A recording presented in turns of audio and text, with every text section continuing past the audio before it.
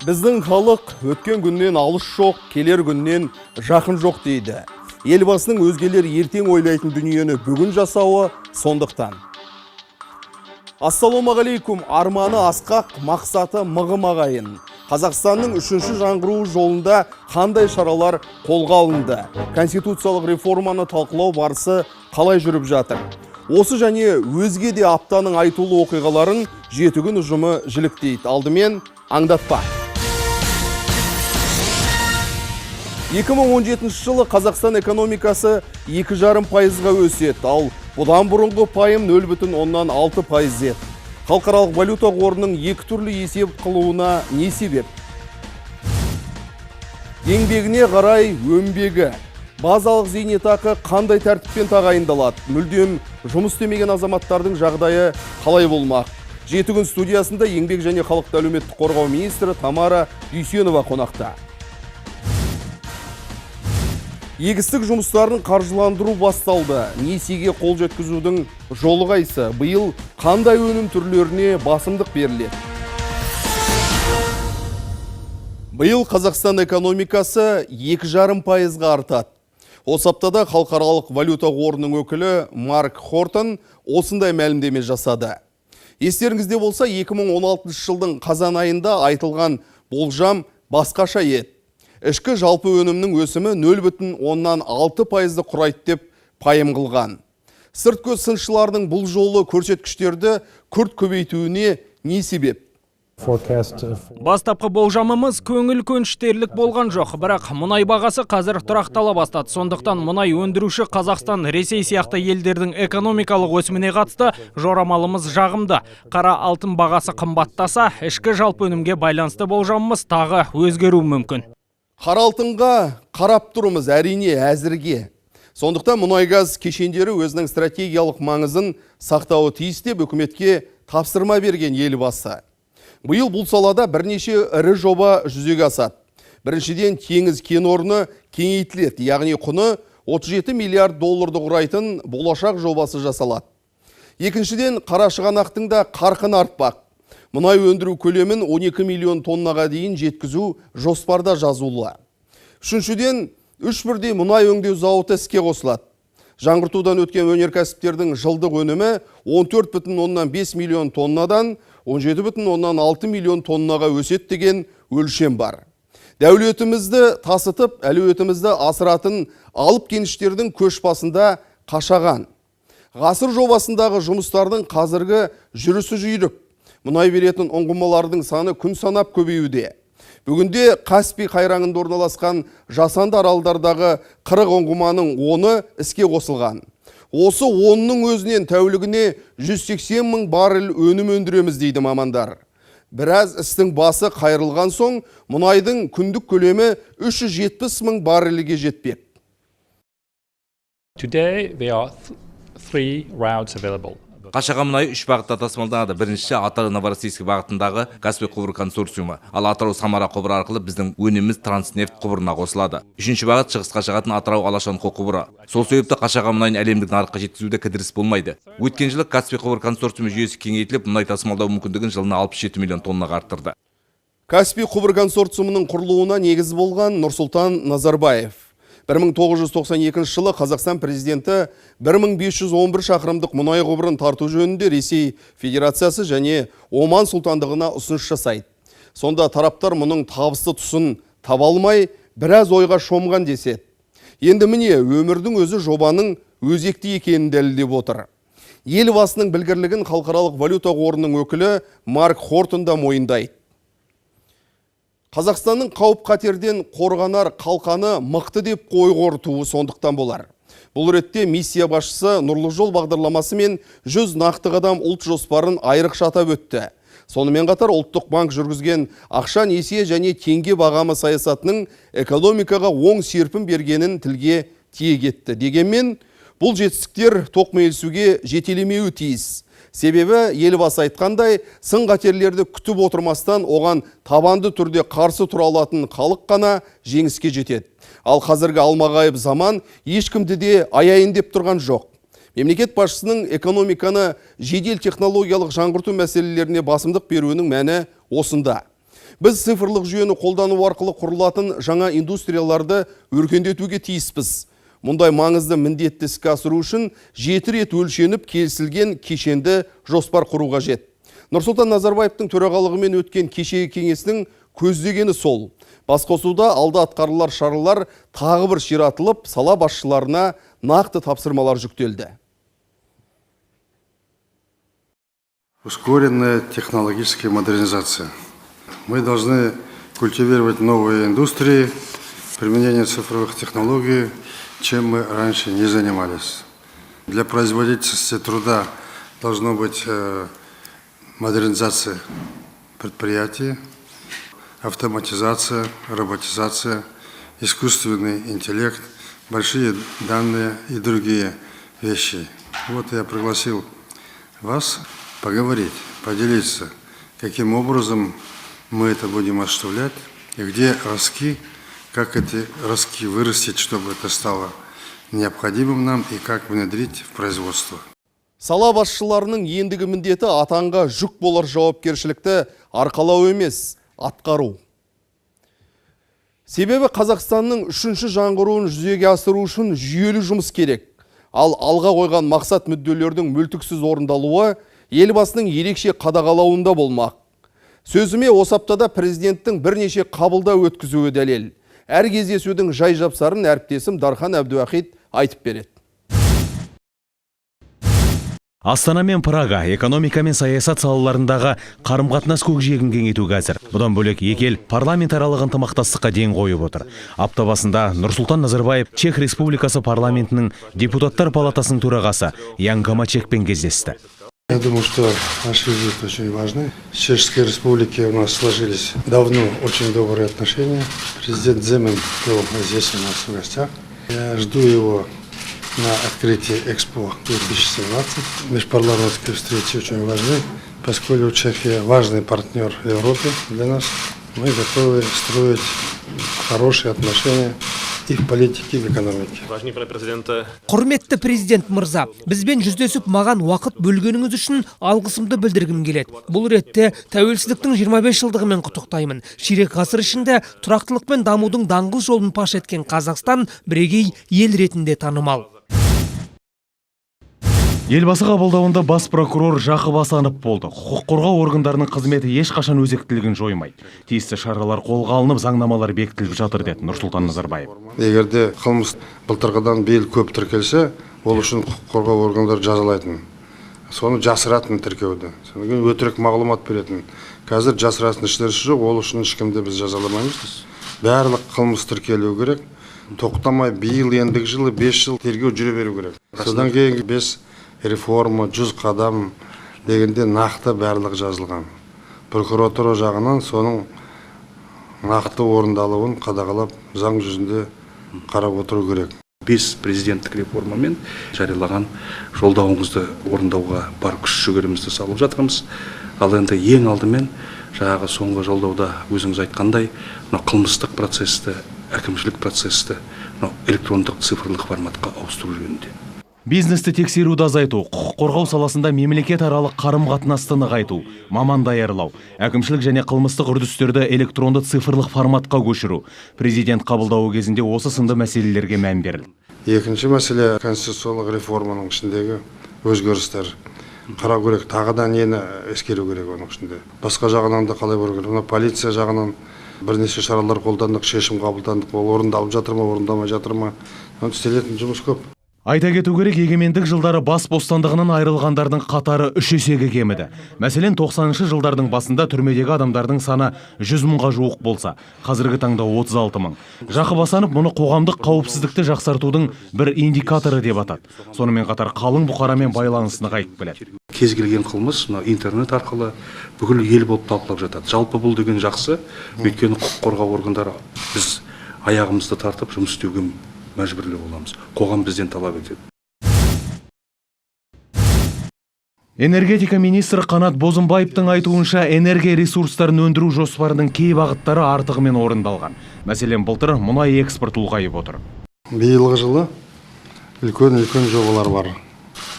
Біріншіден Қашаған жұмыс істей бастады. Екіншіден теңіз кеңейту жөнінде шешім қабылданды. Қарашығанақтың мәселесі де шешілді бір жағынан. Сондықтан мұнайдың өнімін көбейту қазірге байланысты. Мұнайды өңдеуді қолға алу. 3 мұнай өңдейтін заводымыз жұмысқа кіру керек. Сонан кейін газ өңдеу мәселесі Атырауда, Батыс Қазақстанда бастап қойдық. Сонан кейін энергетика объекттерінің жекешелендіруі бар. Так что очень большие серьезные вопросы.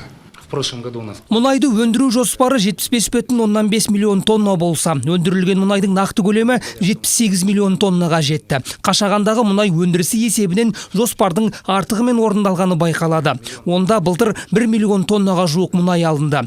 Мұнай экспортын 62 миллион тоннаға дейін арттырдық. Оның 40 миллион тоннасы Каспий құбыр консорциумы арқылы тасымалданды. Сұйық газ көлемін арттыру, электр энергиясын экспорттау, геологиялық барлауды күшейту, уран өндірісі секілді бірқатар мәселелер бойынша Қанат Бозымбаев президентке баяндады. Білім берудің жаңартылған мазмұнына өту, 5 күндік оқу аптасына көшу, базалық оқулықтар әзірлеу секілді реформалар туралы Ерлан Сағадиев мемлекет басшысына әңгімелепті. Президент білім және ғылым министріне нақты тапсырмалар жүктеп, саладағы өзгерістердің биылғы жолдауды іске асырудағы маңызына тоқталды. Кешегі айтқан жолдау жаңа технологиялық революция, цифровой Қазақстан, оның барлығы білімді адамдарсыз, мамандарсыз болмайды. Сондықтан осы негізгі жұмыстарын сіздерге байланысты болады. Жастарды оқыту, білім беру, мамандар дайындау, ол болмаса ештеңе болмайды. Бұдан бұрын мұндай әңгімені қоюға мақсатты алдымызға мүмкіншілік болған жоқ. Адамдар болған жоқ. Қазір де жетіспейді, бірақ көп жұмыс істеп тастадық. Шетелде оқытып, өзіміздің университет көтерілді, мектептерді 3 тілге үйретіп жатырмыз. Соның барлығы жаңадан келе жатқаннан кейін мынандай алдымызға мақсат қойып отырмыз. Қысқы универсиаданы Қазақстан тиісті деңгейде өткізді. Спортшылардың жоғары нәтижелері өскелең ұрпаққа үлгі. Мәдениет және спорт министрі Арыстанбек Мұхамедиұлын қабылдау кезінде Нұрсұлтан Назарбаев Алматыда өткен дүниежүзілік додаға қатысты осындай пікір айтты. 57 мемлекеттің ішінде Қазақстан бірінші рет қысқы универсиадада 2-ші орын алып отырған біз мақтанышпен айтамыз. Ол спорт бүкіл елдің жетістігі, бүкіл елдің спортқа деген құлшынысы. Сонымен қатар елбасы қазір алдымызда тұрған Азияда қысқы ойындарына, сонымен қатар қысқы олимпиадаға дайындықтарды кеңінен сұрап өтті. Спорттан бөлек мәдениет саласы да қабылдау кезінде әңгімеге арқау болды. Президент классикалық өнер мен кино индустриясын дамыту және жас таланттарға қолдау көрсету маңызды екенін айтты. Дархан Әбдуахит, 7 күн. Қандай дауыл соқса да халық қараусыз қалған емес. Мемлекет әрдайым қорған. Мәселен, 1996 жылы Қазақстан азаматтарының 35% кедейшіліктің шегінде өмір сүрген еді. 20 жылда бұл көрсеткіш 2,5%-ға дейін қысқарды. Сарапшылардың айтуынша, ең дамыған елдердің өзінде мұндай көрсеткіш жоқ. Ширек ғасырда әлеуметтік шығыстар 26 миллион теңгеден 4,8 триллион теңгеге дейін өскен. Яғни ел бюджетінің 46%-ын құрап отыр. Әлеуметтің әл қуатын арттыру биылғы жолдауда да басты басымдық. Бұл жолы мемлекет басшысы базалық зейнетақыны тағайындаудың жаңа тәсілін енгізу және күнкөріс шегін қайта қарастыру сынды уақыт талабы тудырған жаңа міндеттерді жүктеді.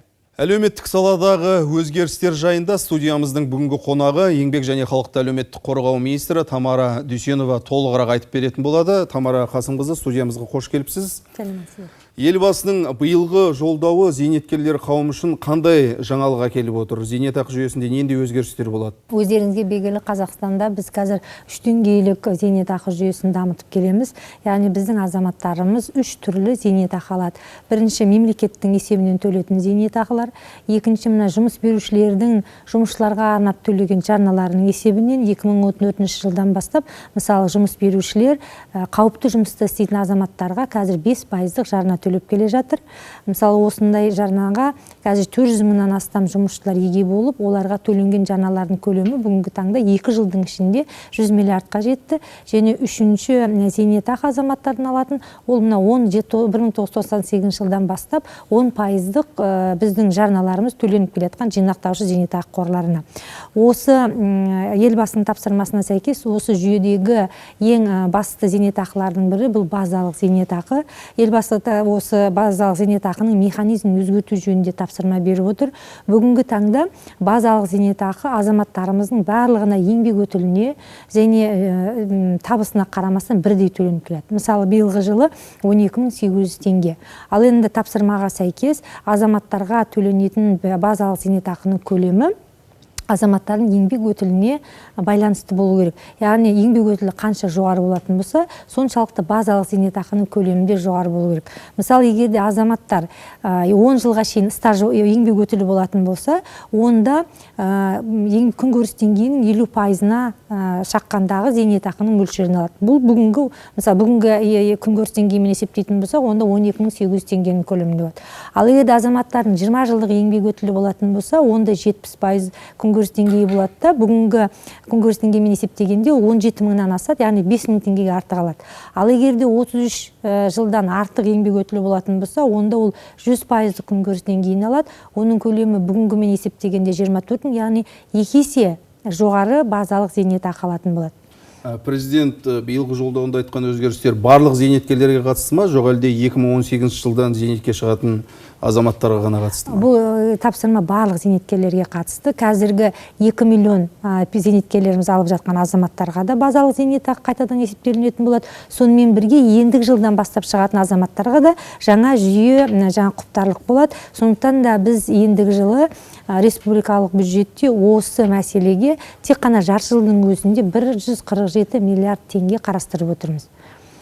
Ал еңбек өтілі қалай есептеледі? Қарттардың қаржысын есептеу механизмі нендей болмақ? Еңбек өтілі егер азаматтардың 1998 жылға шейін еңбек өтілі болатын болса, оны біз толық есептейміз, қабылдаймыз. Ал енді 1998 жылдан кейінгі өтілі болатын болса, онда азаматтар егер де 10%-дық жарнасын төлеп жүрген болатын болса, сол ақпарат бізге жеткілікті. Себебі жұмыс істеген азамат қана 10%-дық жарна төлейді ғой.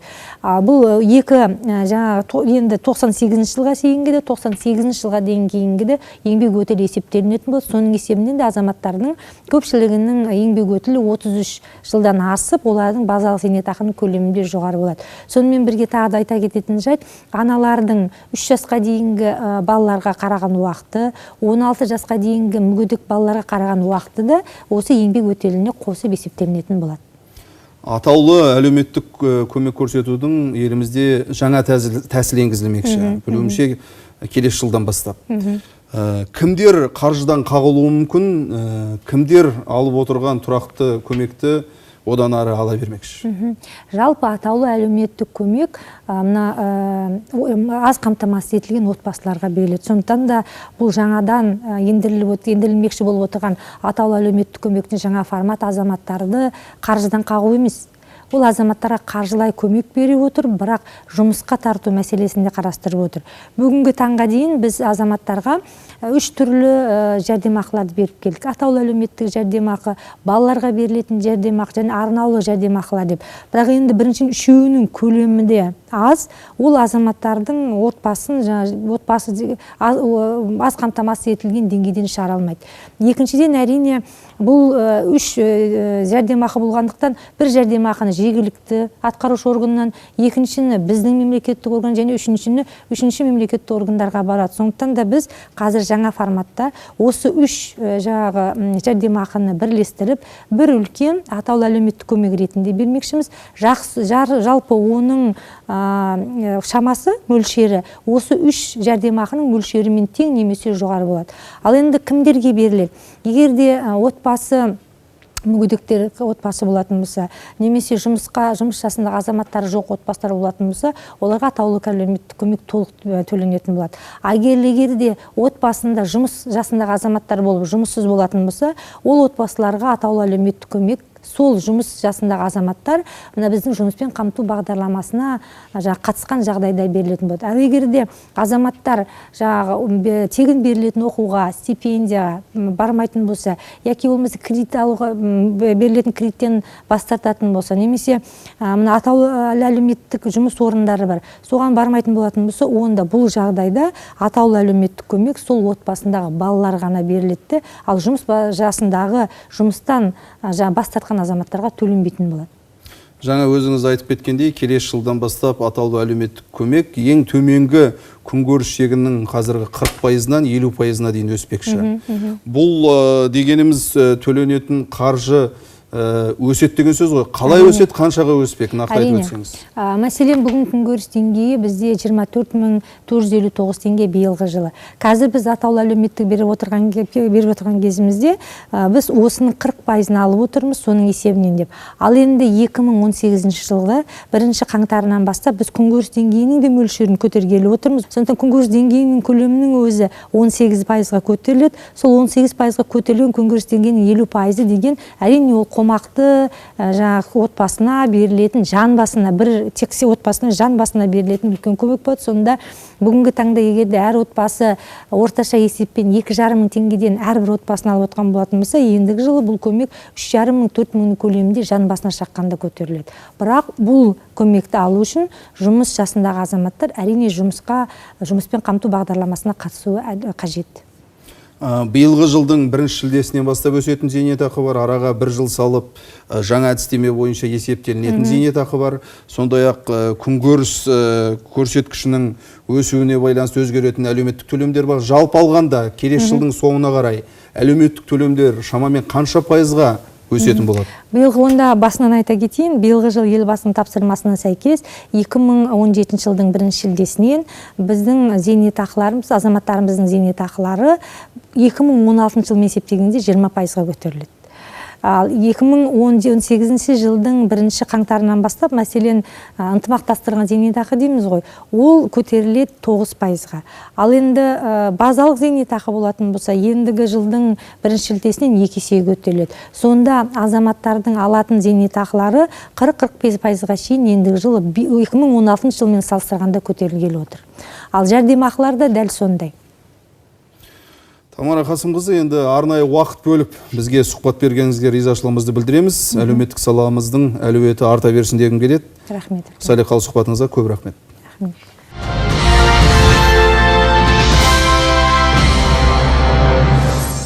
Қазір талғажау құлар тағам көп, бірақ көбінің таңдауы экологиялық таза өнім.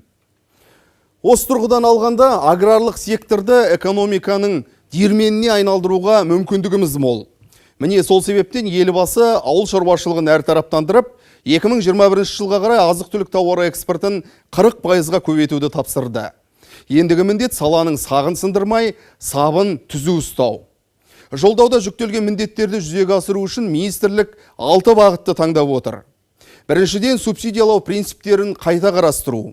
Екіншіден, үй шаруа қожалықтары мен шағын шаруашылықтарды кооперативке біріктіру. Үшіншіден, қажетті инфрақұрылымдар арқылы өнімдердің қайта өңделу деңгейін көтеру. Төртіншіден, еңбек өнімділігін арттыру және өндірістік шығындарды азайту. Бесіншіден, жерді пайдалану тиімділігін арттыру және суармалы жер аумағын ұлғайту. Ең соңғысы, Қазагро құрылымын шағын холдингке айналдыру. Алдағы 2 жылда 7 еншілес ұйымның 3-і және тәуелді 47 ұйымның 45-і бәсекелестік ортаға берілмек. Жоспар жойқын, ал нәтиже қалай болмақ? Сауалдың жауабы тілшіміз Сәкен Сейітханұлынан. Атыраулық Асқат Иманбаев кооператив құрған шаруалардың бірі. 25 отбасының басын біріктірген іскер азамат бүгінде жұмысқа кірісіп кеткен. Мемлекеттен қажетті несие алып, қара малды бордақылап жатыр.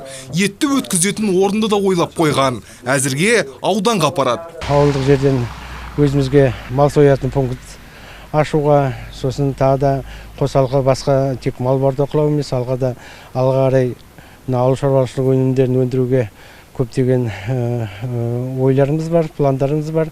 Соны жүзеге асыруға мына үкімет тарапынан басқа да ақшалай, қаржылай қолдау болса деп ойлаймыз.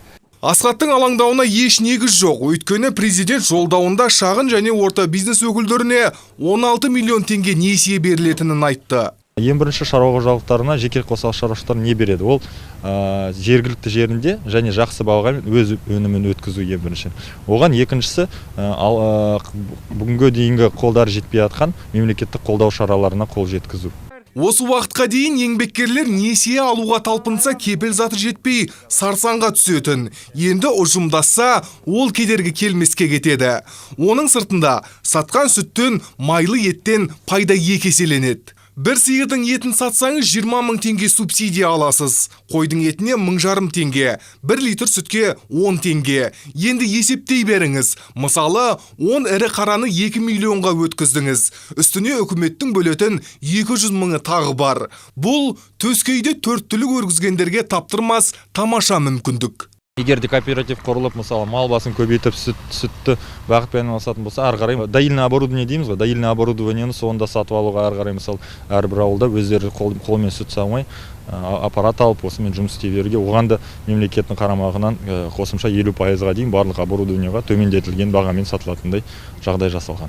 Бірнеше шаруа біріксеңіз, қыл аяғы малдың жейтін шөбі де арзанға түседі. 1 тонна жем шөпке 20 мың теңге субсидия қаралып отыр. Шаруаға емес, сатушыға. Өйткені ол сізге 4 түлік азығын төмен бағада береді. Мол өнім өткіземін деп сүтке су қосып, көлденең табысқа құнығатындарға жол жоқ. Қабылдау орындары өнімнің сапасын жіті тексереді. Бармақ басты көз қысты қылықтар қатаң қадағаланады. Дей тұрғанмен, сарапшылар жауапты адамдарға мұны жиі ескертіп тұру керектігін айтады. Сапа келгенде көп адамдарымыз неше түрлі пайдаланып кетеді. Білдіңіз бе? Сүтке неше түрлі әрекеттер жасау мүмкін. Мен ақшаны көбірек алам деп, қоспалар қосылып кетуі мүмкін. Соны байқау керек. Лабораториялар жақсы жұмыс істеу керек о жерде. Аудандарда жаңа сүт өткізетін пункттерде. Етті сүтті кім алады деп отырсыз білем. Ірі зауыт фабрикалар. Олармен келісім бекітесіз. Айына 60 тонна сүт немесе 4 тонна етті үзбей өткіземін деп. Олар ұсынысыңызды қабыл алып, тауарыңызды алып отырады. Алады. Өйткені еліміздегі өңдеуші өнеркәсіптердің қуаттылығы 50-60%-дің айналасы. Сондықтан толық жүктемемен жұмыс істеу үшін қуана қабылдайды. Олардың дайын өнімдері артылып жатса, шетелге жөнелтеді. Президент жолдауда 2021 жылға қарай азық-түлік экспортын 40%-ға жеткізуді тапсырды. Осы жақында ұлттық кәсіпкерлер палатасы айтты, дүниежүзілік үлкен сауда орталығы Walmart желісімен байланысқа шықты. Walmart, мысалға, Walmartта сауда жүргізу үшін көлемі, мөлшері жоғары болу керек Қазақстанның өнімінің. Осы бағытта біздің атқаратын жұмыстарымыз өте көп. Рас, атқаратын жұмыс аз болмайды. Біз өнімді шикізат түрінде емес, өңдеп өткізуіміз керек. Елбасы Нұрсұлтан Назарбаевтың жоспарында ауыл шаруашылығын әртараптандыру жайы жарияланған. Мәселен, бидайдан ұн, кеспе, крахмал дайындап өткізсек, пайдасы да мол болмақ. Мұның мал өнімдеріне де қатысы бар. Қойлар қазір кетіп жатыр. Жылқының сүті әр жерлерде қымыз болып, йогурт болып, мороженый болып, әр жерлерден шығып жатқанын көріп жүрміз. Түйенің шұбаты ол экспортный товар екені бұлай жақсылап дамытатын болса, ол мықты нәрсе екені көрініп тұр. Сондықтан әртараптандыру ана жағында да, мына жағында да өте бізге тиімді нәрсе. Мәселен, қазірдің өзінде араб елдері қазақстандық өнімге қызығушылық танытып отыр.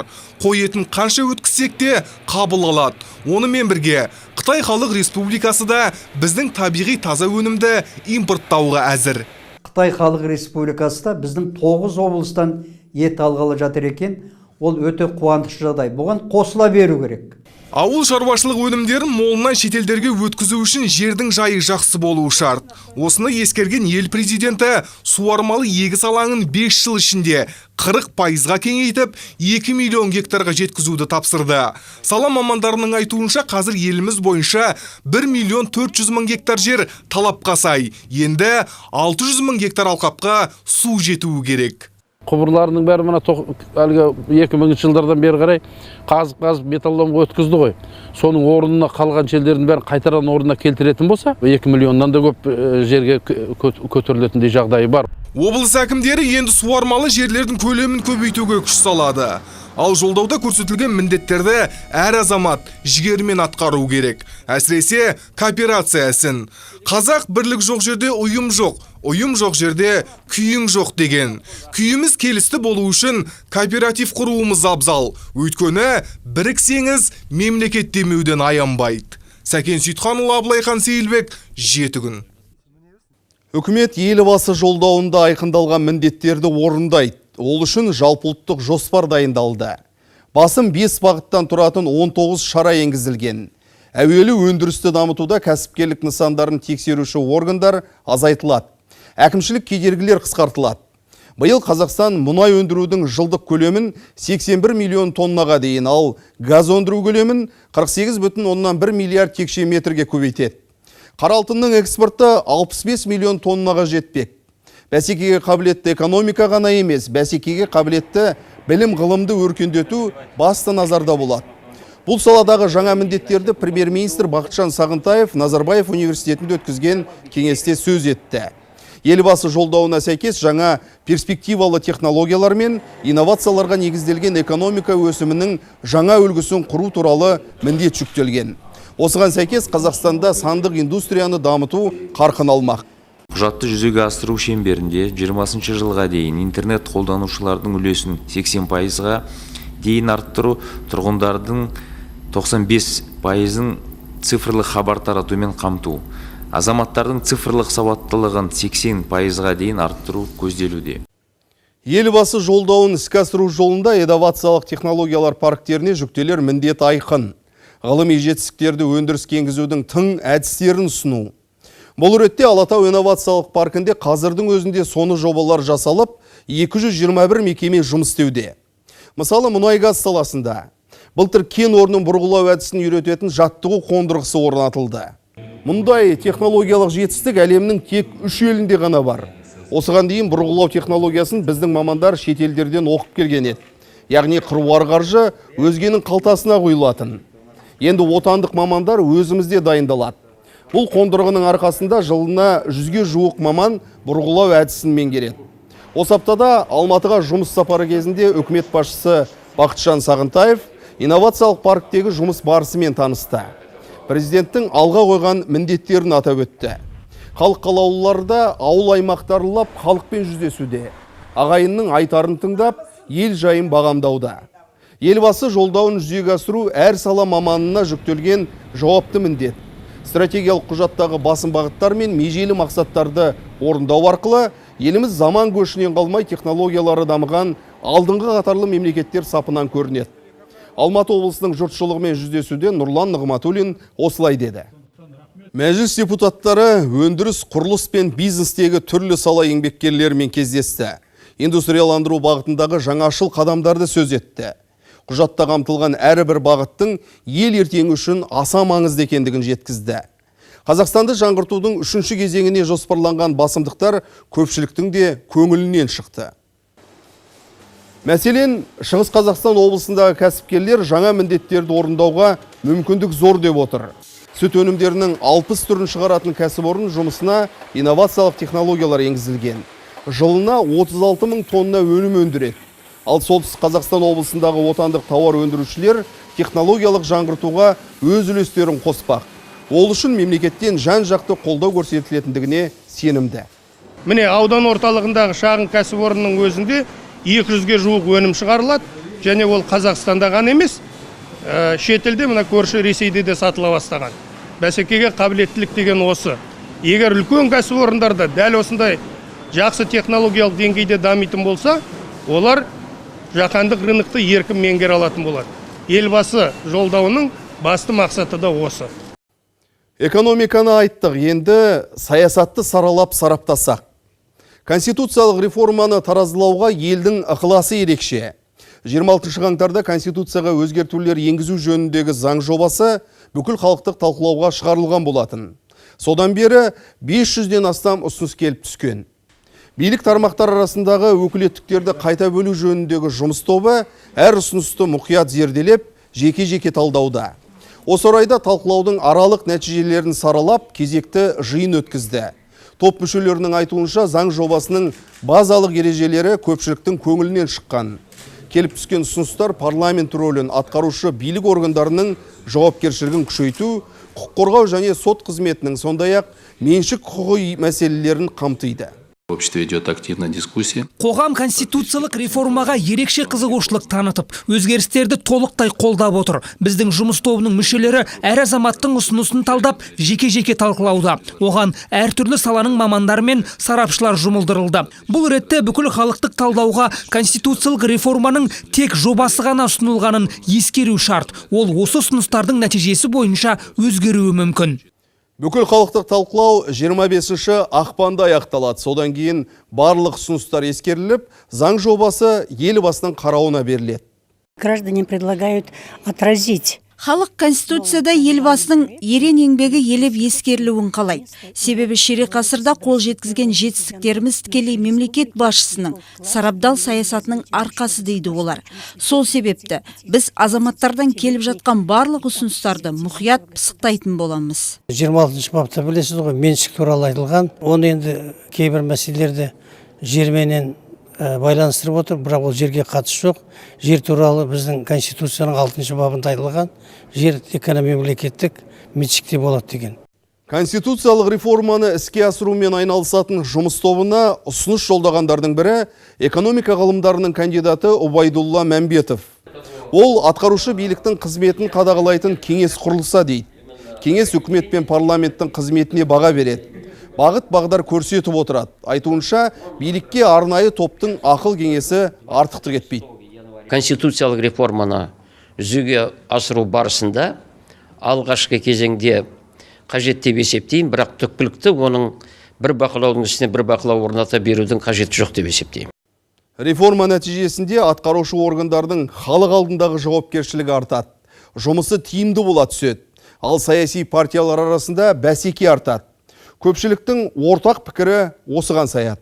Бұл өзгеріс біздің өсуімізге, өркендеуімізге, Қазақстанымыздың жаңағы кезінде 50 мемлекеттің қатарына жетеміз деп, оған біз әріне жеттік. Ал енді қазіргі біздің арманымыз, қазіргі біздің ойымыз өркендеген, өркениет көрініп жатқан 30 мемлекеттің жаңағы қатарына жету. Мақсатымыз мәңгілік ел болу.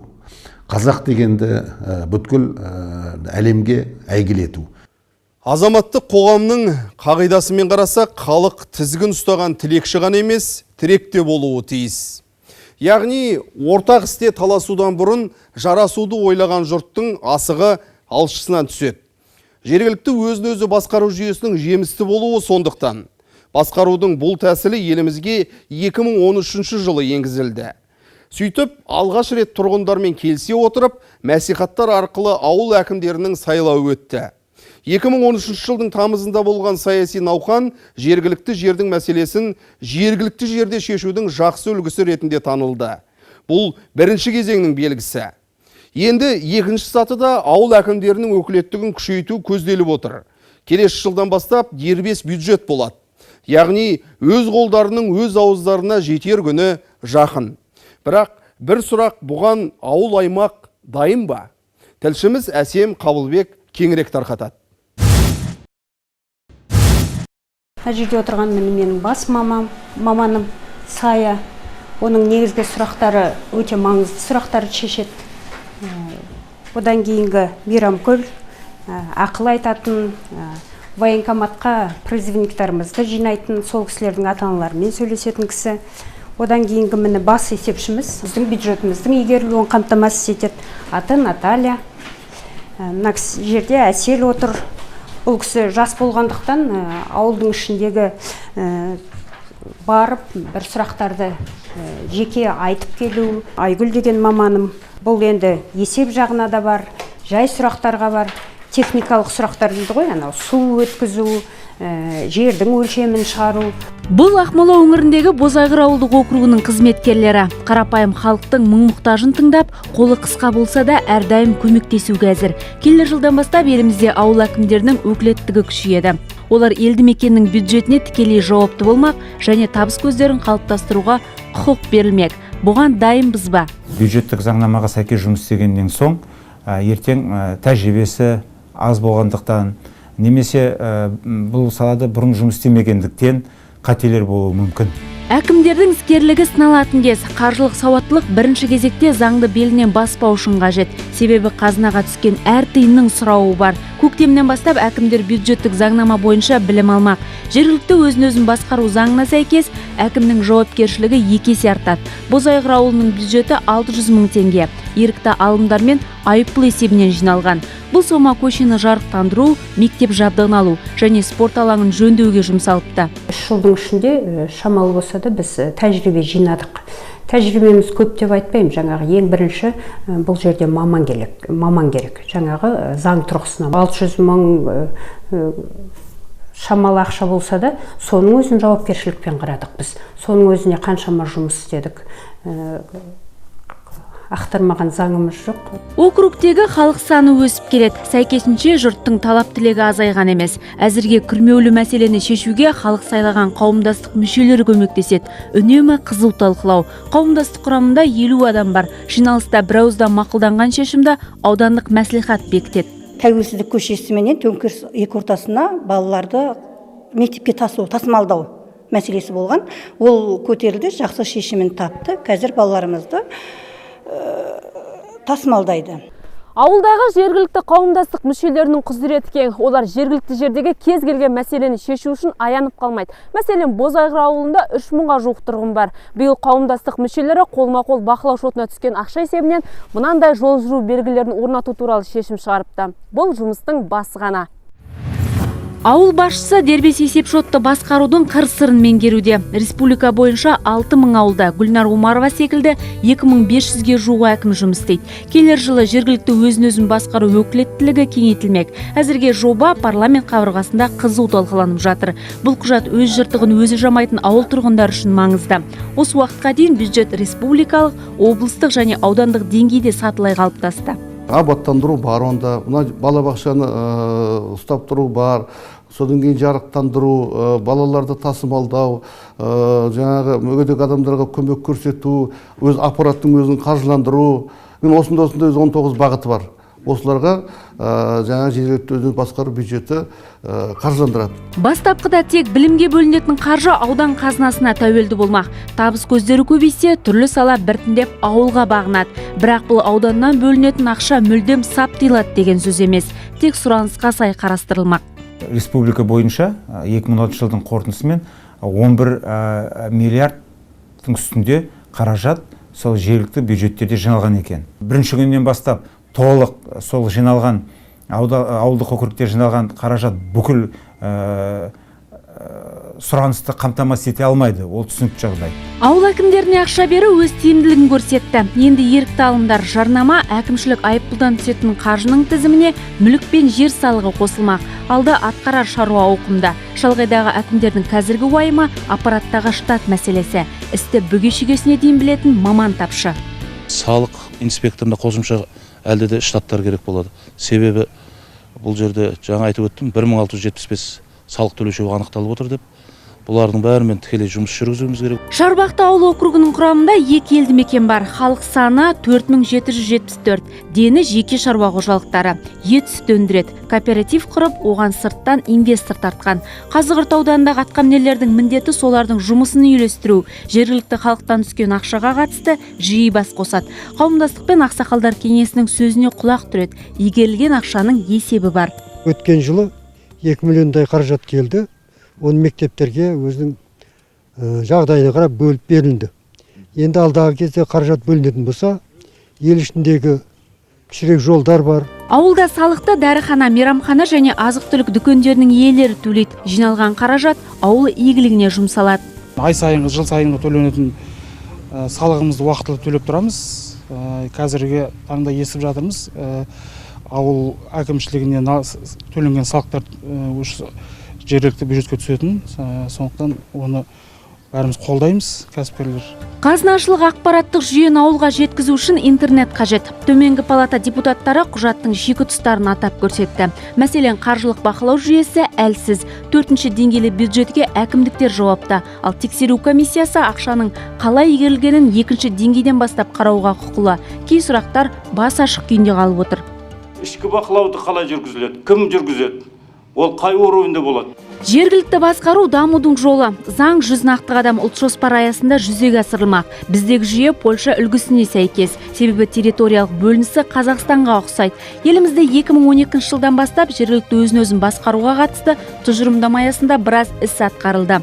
2018 жылдан бастап халқының саны 2000 адамнан астам әкімшілік аумақтарда, 2020 жылдан бастап барлық жерлерде мемлекеттік бюджеттің 4 деңгейі енгізілмек. Ауылдың адамдарының көтеретін мәселесінің ең бір күрделісі де, өзі маңыздысы да, үлкен қаражатты талап ететіні де осы жол мәселесі. Бозайғырда кезек күтірмейтін істің бірі жол салу. Қысы жазы балшықтан ығыр болған ағайын жылдар бойы айтылған мәселені шешуге ден қоймақ. Ауыл әкімі Гүлнар Омарованың да арманы сол. Аядай ғана 2 бөлмені жалға алған аппарат басшысы осы жерде халыққа пайдалы шешім қабылдасам дейді. Ауылдық округ бас шаһар іргесінде болғандықтан елордаға қарап бой түзегісі келеді. Әсем Қабылбек, Нұрбек Байбосын, Марат Таубаев, Нұрмұхан Мұсатов, 7 күн. Осыдан 9 жыл ілгеріде елбасы самұрық қазына әл-ауқат қорын құрған болатын. Мақсат ел байлығын еселейтін жоғары технологиялы компания қалыптастыру еді. Алайда ол идеяны жүзеге асыру мүмкін болмады. Оған экономикалық дағдарыс кедергі келтірді. Анығы аумалы шақтан елді аман алып шығудың амалын қылу қорға сеніп тапсырылды. Ол ауыр жағдайдағы екінші деңгейлі банктердің активіне кірді. Қаржылық қиындықтармен 6 жылдай алысқан қор 2014 жылы әу бастағы миссиясын орындауды ойластырды. Сөйтіп тілімізге трансформация деген түсінікті енгізіп, жаңарудың жаңа бағдарламасын бастады. Сол кезде мемлекет басшысы әл-ауқат қорына ауқымды міндет жүктеген болатын. 5 жылда әлемдегі ірі компаниялардың Fortune 500 тізіміне қазақстандық 3 компания қосылуы тиіс деп. Бұл рейтингке негізінен түсімдері 5-тен 500 миллиард долларға дейін жететін батыстың жетекші компаниялары кіреді. Мұндай мәртебелі қатардан қашан көрінеміз? Трансформациялану бағдарламасы қалай жүзеге асып жатыр? Самұрық қазына қорының ғылыми техникалық әлеуеті қаншалықты артты? Сан сауалдың жауабын 7 күн тілшілері іздеп көрді. Ізденіс, жаңа стратегия мен тәсілдер, жұмыс механизмін өзгерту уақыт талабы. Нәтижесі қуатты өндіріспен еселенген пайда, ұлғайған активтер. Мұның барлығы самұрық қазына ұлттық әл-ауқат қорының басшыларынан да, қатарда қызметкерлерінен де жаңашылдықты талап етеді.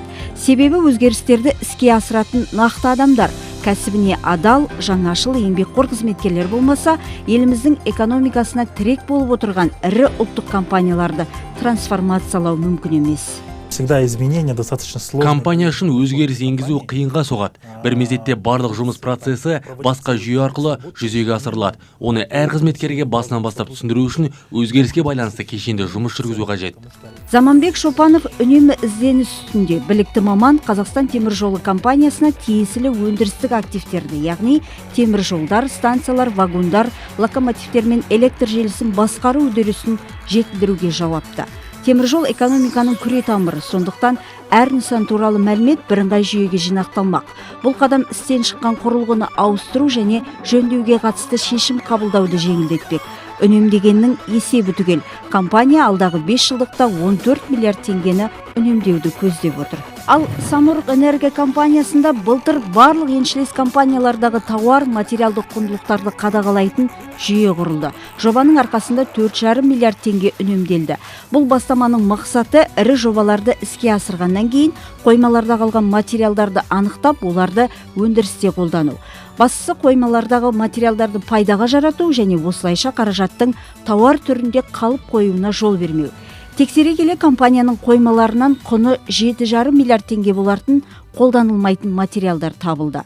Біздің мекемелердің қоймаларында сақталып тұрған қорларды тексеріп, қалған қалдықтарды қолданысқа енгізу жөнінде идея туды.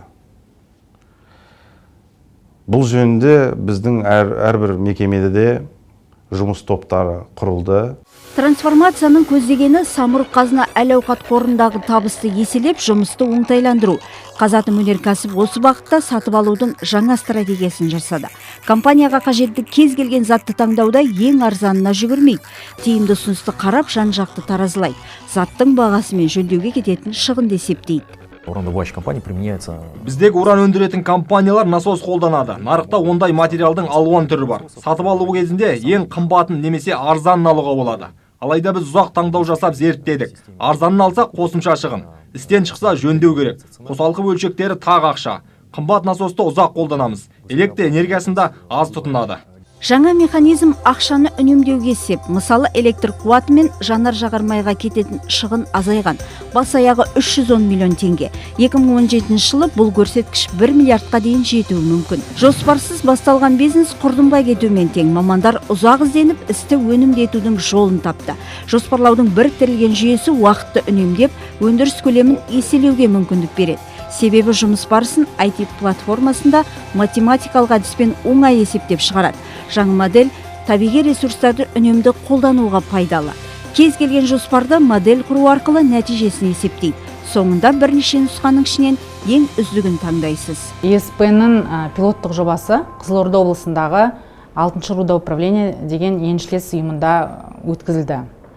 Бұл жұмыстардың арқасында жаңа пилоттық жобада бірнеше өндірістік мәселелер шешіліп көрілді. Солардың арасындағы айтуға тұрарлығы ол ОППР цехының электр қуатын үнемді қолдануы.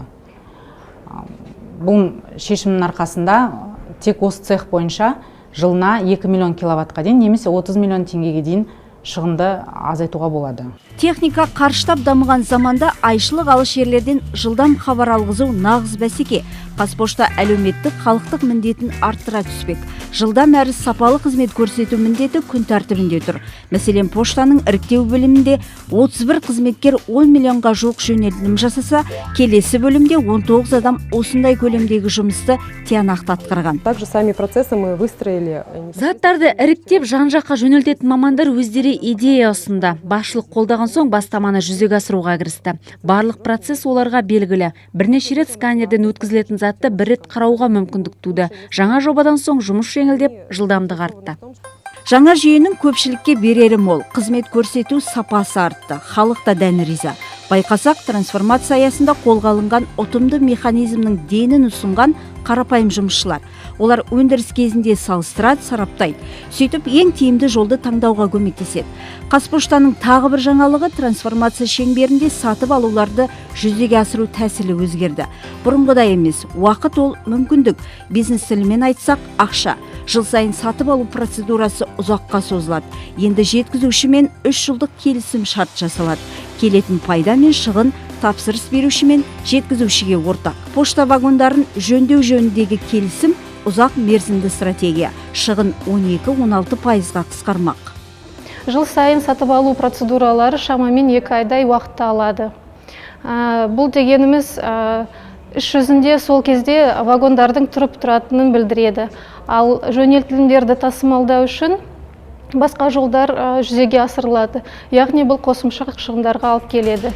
Мамандардың есебінше тың тәсіл арқылы 2017 жылдың соңына дейін 400 миллион теңгені үнемдеуге мүмкіндік бар. Жоспар ауқымды. Әзірге 10 санатты құрап отыр. Келешекте тауарлар, жұмыстар және қызмет көрсету секілді 63 санат бойынша қолданылмақ. Қазіргі таңда самұрық-қазына әл-ауқат қорының менеджерлері ірі жобаларды бірыңғай басқару жобасын әзірлеуге кірісті. Бірыңғай механизм сырттай бақылауға тиімді, инвестиция тартуға қолайлы. Барлық жоспар көз алдыңызда. Трансформация басталғалы ұлттық қордағы еншілес 6 компанияның жұмысы ширады. Стратегия, заманауи технология, менеджерлер тобы, директорлар кеңесінің құрамы өзгерді. Атқарар жұмыс әлі де көп. Жауапты міндетті еңсеруге болады. Бұл әлемдік үрдіс. Трансформация бағдарламасы күллі экономикамызға арналған ұзақ мерзімді реформа. Өзгеріс болмаса, өрлеу жоқ. Бағдат Бектұрғанқызы, Әсем Қабылбек, Дәурен Жұрқабаев, Марат Таубаев, Абдулла Исаев, Жетігін. Шам елінде біраз үйдің шамы жанып, шаттық орнаған елді мекендердің қатары 1192-ге жетіпті. Бұл жетістікте Астана процесінің үлесі бары сөзсіз. Біздің халық бейбітшілік жолындағы кез келген бастаманы қос қолдап қолдайды. Осы аптада елорда төрінде Сирия мәселесі бойынша техникалық кездесу өтті. Жиынға Ресей, Түркия және Иран елдерінің сарапшылары мен Біріккен ұлттар ұйымының арнайы өкілі келіп қатысты. Естеріңізде болса, бас қалада 23-24 қаңтар күндері келіссөздер болып, Сирияда оқ атуды доғару режимін бақылаудың 3 жақты механизмін енгізу туралы шешім қабылданған. Бұл жиын сол Астана процесінде қол жеткізілген келісімдерді нақтылау үшін ұйымдастырылды. Біріккен ұлттар ұйымының өкілі техникалық кездесудің нәтижелі өткенін мәлімдеді. Айтуынша, тараптар талқылауға тасталған барлық мәселе бойынша келісімге келген. Участники также обсудили меры взаимного доверия. Тараптар өзара сенім шараларымен, кедергісіз гуманитарлық қолжетімділікпен қамтамасыз ету мәселесін талқылады. Делегациялар оқ атуды доғару тәртібін орындауда ықпалдастыққа дайын екендіктерін жеткізді. Қазақстан тарапына алаң ұсынғаны, бірлескен топтың отырысын ұйымдастыруға жағдай жасағаны үшін алғыс айтамыз. Астанадағы келіссөздерден кейін Сириядағы жағдай біршама өзгерді. Оппозиция өкілдері Мәскеуге келіп, бір-бірінің талаптарын тыңдап көрді. Мұның да атысты тоқтата тұруға ықпалы болатыны анық. Егер елдегі бүгінгі тыныштық неғұрлым ұзаққа созылса, соғұрлым бейбіт келісімге келу мүмкіндігі артады. Сондықтан техникалық келісімнің де маңызы орасан. Сирия келіссөздерін сәтті ұйымдастырған Қазақстан студенттер арасындағы спорттық сайыстың да сән салтанатын жарастырып, жақсы өткізді. Жасыратыны жоқ, әу бастақ ойындар артық шығын деп секемденгендер болды. Жоғары деңгейде өткізе аламыз ба деп күдік білдіргендер де табылды. Бірақ талпыныс жасаған қазақ елі бұл байрақты шараны да әдеттегідей дос сүйініп, дұшпан күйінетінде етіп өткізді. Еске салсақ, 28-ші қысқы дүниежүзілік универсиадада біздің саңлақтар 36 медальді олжалады. Соның 11-і алтын. Жалпы есепте теріскейлік көршіміз Ресейді ғана алға жібердік. Осындай жоғары нәтиже көрсеткен ұлттық құраманың мүшелерін елбасы құттықтады. Сіздердің қайсарлықтарыңыздың арқасында Қазақстанның жалпы командалық 2-ші орынға қол жеткізуі елдің биік беделінің, бұқаралық спорттың дамығандығының айқын көрсеткіші. Қазақстанның спорт мектебінің даңқын тағы бір мәрте асқақтатып, жоғары дайындықтарыңызды, жеңіске деген ұмтылыс пен ерік жігерлеріңізді көрсеттіңіздер. 2017 жылғы универсиада барлық қазақстандықтар үшін нағыз мерекеге айналды делінген құттықтауда. Спортшыларымыз ел намысы үшін ерен ерлік қылды. Оларды мақтасақ та, олармен мақтансақ та жарасады. Өйткені олар чемпион. Сонымен 11 күнге созылған аламан қандай қызығымен есте қалды. Кімдердің есімі ел жадында ерекше сақталды. Тілшіміз Жандос Айтбаев айтады. Бүкіл әлемдік 28-ші қысқы универсиада ойындары да тарих қойнауына жол тартты. Алатау бөктеріндегі абыр-сабыр күндер артта қалып, қаланың қызу тіршілігі қайта жалғасты. Студенттер сайысы несімен есте қалды деген сауал тұрса, алдымен ашылуы мен жабылу рәсіміндегі әдемі де әсерлі көріністер көз алдымызға келеді. Расында бұрын-соңды универсиада ойындары дәл осылай жоғары деңгейде ұйымдастырылмаған. Бұл біздің ғана емес, спорттың басы қасында жүрген мамандардың және ФИСУ басшыларының да пікірі. Ине жіптен жаңа шыққан спорттық нысандарымызды шетелдік меймандар бас бармақпен бағаласа, атлеттер ауылына тіпті бас шайқады. Ондай қалашық Рио Олимпиадасының өзінде болмағанын тілге тиек етті.